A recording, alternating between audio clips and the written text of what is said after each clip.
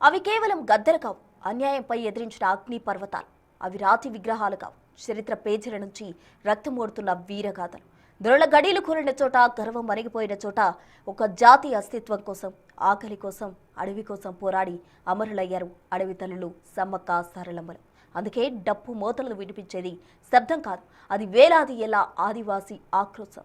ఈ జాతర ఒక మొక్కు కాదు, అలాగని మొక్కులతో ముగిసే పండుగ కాదు, పోరాట స్ఫూర్తిని రగిలించే రణ నినాదం. అడవుల మధ్య, ఆదివాసీల మధ్య జన్మించిన ఆధ్యాత్మిక శక్తులు. కులం, ప్రాంతం, మతం తేడా లేకుండా కోట్లాది మందిని ఏకతాటిపైకి తెచ్చారు ఈ అడవి బిడ్డలు. ఇది ఒక జాతరే కాదు, ఒక విశ్వాసం, ఒక నమ్మకం, తెలంగాణ అస్తిత్వం. ఆ అస్తిత్వం పైనే ఇవాల్టి ప్రత్యేక కథనం.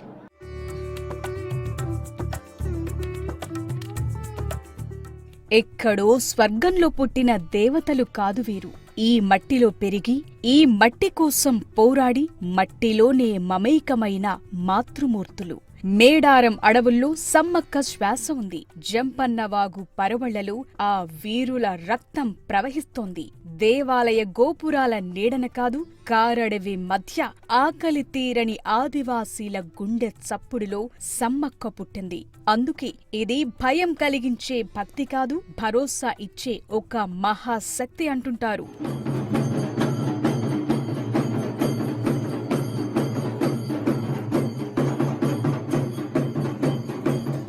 మా అడవిని మాకు వదిలేయండి, మా బతుకుల్ని దోచుకోకండి అని ఆనాడు కాకతీయుల సేనలపై ఎదురొడ్డి నిలిచిన విప్లవ వనితలు వాళ్లు.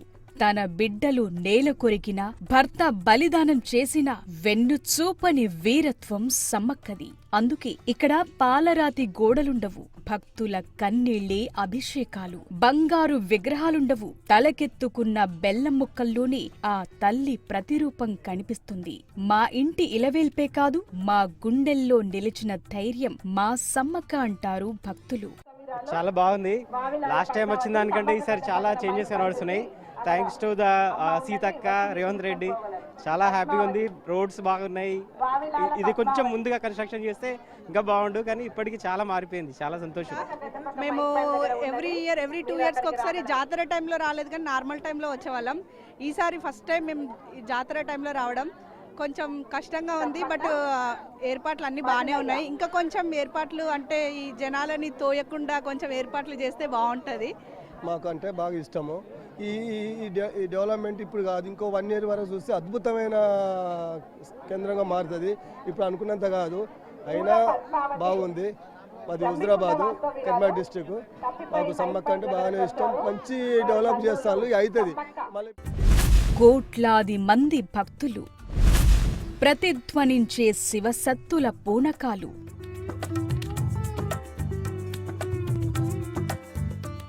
ఈ పూనకమంటే ఏదో శక్తి ఆవహించటం కాదు, అది అన్యాయంపై ఆ తల్లులు చూపిన ఆవేశం నేటికి అడవి బిడ్డల రక్తంలో ఉడుకుతోందనటానికి నిదర్శనం. కులం లేదు, మతం లేదు, ఉన్నదల్లా ఒక్కటే, అది సమ్మక్క సారక్కపై ఉన్న అచంచలమైన నమ్మకం. ఆ గద్దెను తాకగానే భక్తుల కళ్లలో వచ్చే నీరు ఆ తల్లుల త్యాగానికి ఇస్తోన్న నివాళి.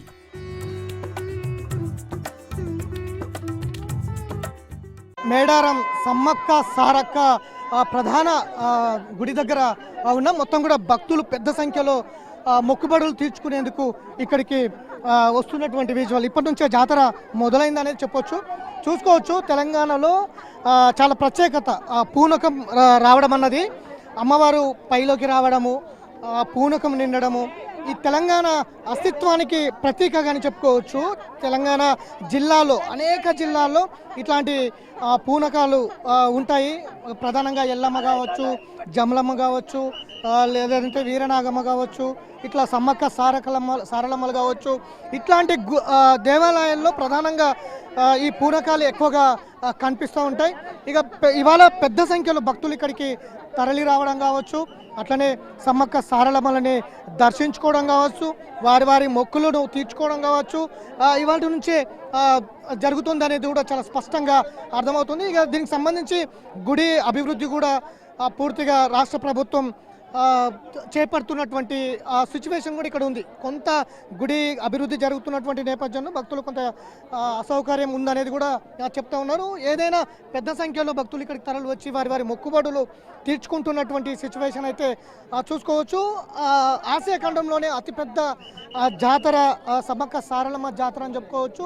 అడవి గర్భం నుంచి కుంకుమ భరణి రూపంలో గద్దె వైపు ఆ తల్లి అడుగులు వేస్తుంటే నేల పులకరిస్తుంది. తుపాకీ గుండ్ల మోతతో ఆకాశం గర్జిస్తుంది. అక్కడ విగ్రహాలుండవు, మంత్రతంత్రాల ఆడంబరాలు ఉండవు. కాని ఆ గద్దెను తాకగానే ఒక ఆత్మవిశ్వాసం భక్తజనుల నరాల్లోకి ఎక్కిస్తుంది. తల్లి గద్దెనెక్కిన వేళ అడవి బిడ్డల కళ్ళు చెమ్మగిల్లుతాయి. అందుకే ఆ తల్లుల గద్దెలు తరతరాలకు సాక్ష్యాలుగా నిలిచాయి. కోట్ల మంది శిరసు వంచి మొక్కుతున్నారంటే అది ఆ రాతికో మట్టికో కాదు, ఆ గద్దెల మీద ఆవహించి ఉన్న ఆత్మలకు.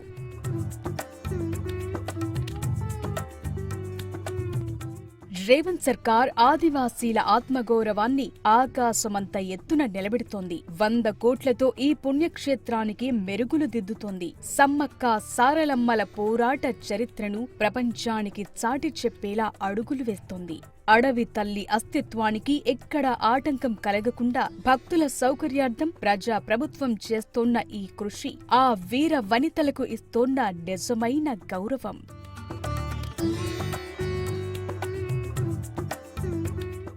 రాజులు పోయారు, రాజ్యాలు కాలగర్భంలో కలిసిపోయాయి. కాని సమ్మక్క సారక్కల పోరాట స్ఫూర్తి మాత్రం భవిష్యత్ తరాలకు చేరింది.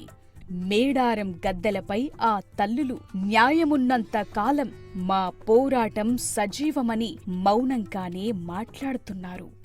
రాజ్యాలు మారాయి, రాజసింహాసనాలు కూలాయి, కానీ సమ్మక్క సారలమ్మ చరిత్ర మాత్రం సజీవంగా మిగిలింది. కోట్లాది మంది భక్తులతో పూజలు అందుకుంటోంది. వీడియో జర్నలిస్ట్ వినోద్తో వెంకట్, బిగ్ టీవీ, మేడారం.